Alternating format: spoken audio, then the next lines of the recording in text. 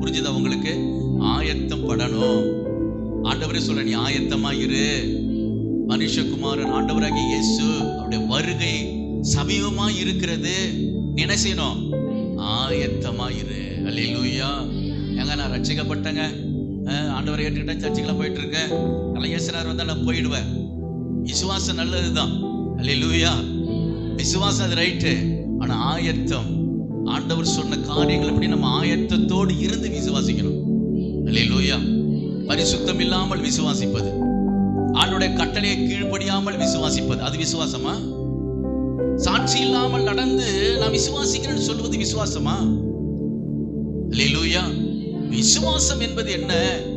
அது தேவனை சார்ந்த அவருடைய கட்டளையின்படியும் கற்பனைப்படியும் அவர் சொல்லுகிற வார்த்தையின்படியும் நம்ம நடப்பதுதான் விசுவாசம். அல்லேலூயா.